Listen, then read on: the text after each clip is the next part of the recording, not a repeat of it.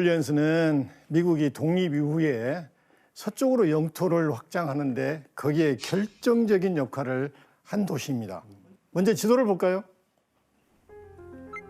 그 당시 뉴올리언스는 미국의 땅이 아니었죠.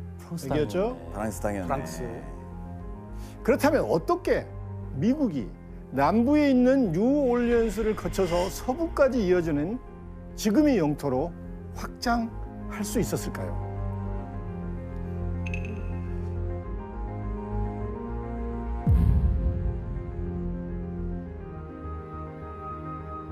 미국이 독립전쟁 이후 1783년에 파리 강화조약으로 독립을 인정받게 됐죠. 네. 여기 보이는 13개 주로 시작이 됐습니다. 근데 13개 주 말고 미국이 영국으로부터 받는 땅이 있었습니다. 미시시피 강에 이르는 상당히 큰 규모의 땅을 영국으로부터 받은 거예요.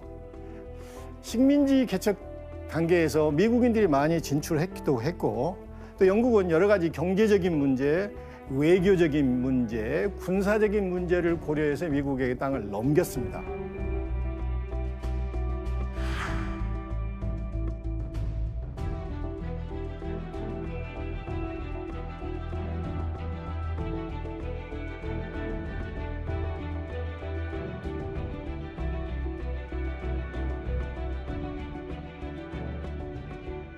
이렇게 미국은 아주 운이 좋게 시작부터 북아메리카의 3분의 1을 차지하게 된 거예요.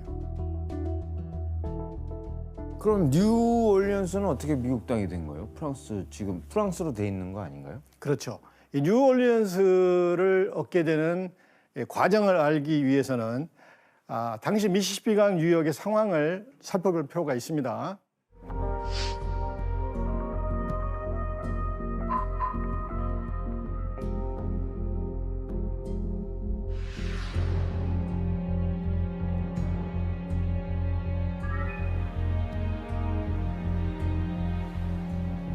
미시시피강의 서쪽 지역은 프랑스와 스페인이 각축전을 벌이고 있었습니다. 가장 먼저 이 땅을 차지한 나라는 프랑스였습니다. 태양왕 루이 14세가 그 이름을 따서 루이지애나라고 이름을 짓고 식민지를 구축을 했죠.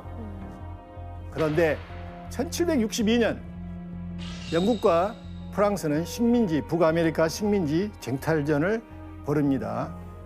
거기서 패배하게 됩니다. 그래서 패배 직전에 스페인에게 양도를 해버려요. 그러다가 이 땅이 좀 아쉬웠겠죠. 그래서 스페인으로부터 다시 빼앗습니다. 아쉬웠으니까. 예.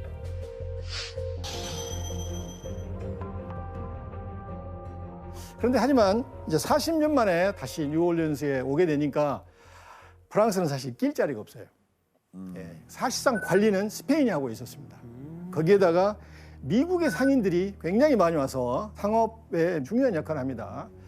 근데 미국 상인들과 스페인 관리와의 마찰이 굉장히 빈번하게 됩니다. 그래서 스페인 관리들과 미국 상인들 간의 이 갈등이 점점 고조되어 가고 있을 때 당시 대통령의 3대 대통령 토마스 제퍼슨이 묘안을 찾게 돼요. 독립선언문을 기초했고 그리고 독립에 굉장히 큰 역할을 했던 미국의 건국의 영웅 중에 한 명이었습니다. 건국가 뭐지? 토마스 제퍼슨 대통령이 내놓은 묘안이 뭐였을까요? 그 땅 그냥 사자. 우리 돈 주고 프랑스한테 땅 삽시다. 답을 제대로 맞췄습니다. 진도로 빼자고요. 그래, 잘했어. 대답은 없어요, 오늘. 오늘은 다 대답이었어. 뉴올리언스를 포함한 이 루이지애나 영토를 프랑스로부터 매입해버리자. 그런데 이게 사실은 보통 사람이 볼 때는 타산이 맞지 않죠. 좀 허황하잖아요. 당연히 미국 의회는 반대했어요. 노노노, 대통령 너무 나갔다. 탈헌법적이다. 그런데 의회 반대를 무릅쓰고 제퍼슨은 자기의 생각을 밀어붙입니다. 와, 독심이네. 맞습니다. 반대를 하는데도 밀어붙인 이유가 있는 거예요? 그건 그의 신조 때문입니다. 신조요? 예, 이게 뭐냐면 제퍼슨은 자유의 확장을 믿었는데 이 루이지애나 매입이 자유의 확장의 과정이라고 생각했던 거예요. 당시엔 재산이 없으면 투표권이 없었습니다. 그래서 대통령은 재산이 없어서 투표를 할 수 없는 동부의 가난한 사람들이 루이지애나를 매입하면 땅이 생기죠. 땅이 생기면 재산이 생기기 때문에 투표권을 가질 수 있다는 거예요. 그래서 영토의 확장이라는 것은 곧 자유의 확장이고 자유의 확장은 곧 민주주의 확장이다. 이게 제퍼슨의 기본적인 철학입니다. 좋은 의미로. 그렇죠. 그래서 이 파리에 보냈던 미국 대사가 프랑스와 접촉을 했는데 제퍼슨 대통령에게 뜻밖의 희소식이 들립니다. 선뜻 프랑스가 루이지애나를 팔겠다고 나오는 거예요. 오, 먼저. 자, 인수 조건이 어땠을까요? 규현 씨가 한번 읽어볼래요? 미국은 프랑스에 1,500만 달러를 지불한다. 뉴올리언스에서 프랑스인에게 통상의 특권을 허용한다.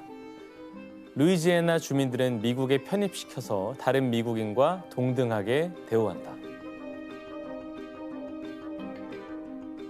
1,500만 달러. 엄청 지금 작은 시가로 얼마일까요? 현재 시가로 그 당시에 네, 현재 시가로 3억 2,300만 달러. 우리 돈으로 약 3,900억 원의 루이지애나를 산 것입니다. 야, 우리나라 땅의 20배가 되는 어마어마한 이 루이지애나 영토를 1,500만 달러에 샀으니 미국은 횡재하는 거나 다름없었죠. 와. 그렇게 선뜻 판 이유가 따로 있는 거예요? 터치곤란이었겠지 뭔가. 그렇다면은 이 어마어마한 땅을 헐값에 팔아버린 사람이 누구였을까요? 사진으로 확인을 해보겠습니다. 나폴레옹이요? 아 예. 프랑스는 당시에 대내외적으로 골치 아픈 일이 많았습니다. 먼저 유럽의 패권을 놓고 영국과 세계적인 전쟁이 막 시작된 상태였습니다. 그리고 이 IT에서 반란이 일어났는데 이걸 진압하는 게 만만치 않았습니다.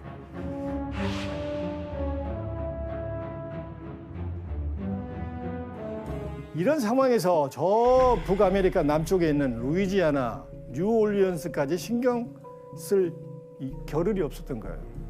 게다가 그 땅 때문에 만약 전쟁이라도 벌어지면은 낭패가 되는 거죠. 어떻게 전쟁 비용을 감당하겠어요? 아, 코가 석자다.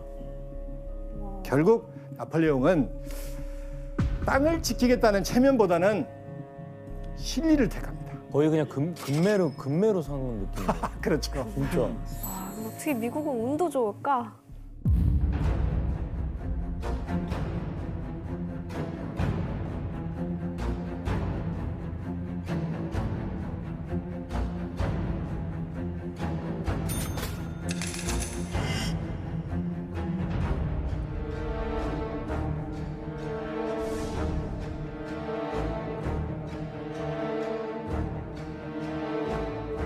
그래서 미국은 뉴올리언스가 포함된 루이지애나의 어마어마한 땅을 전쟁 한번 치르지 않고 손쉽게 매입을 하게 됩니다. 진짜 크다. 갖고 있던 만큼을 얻었네요 지금.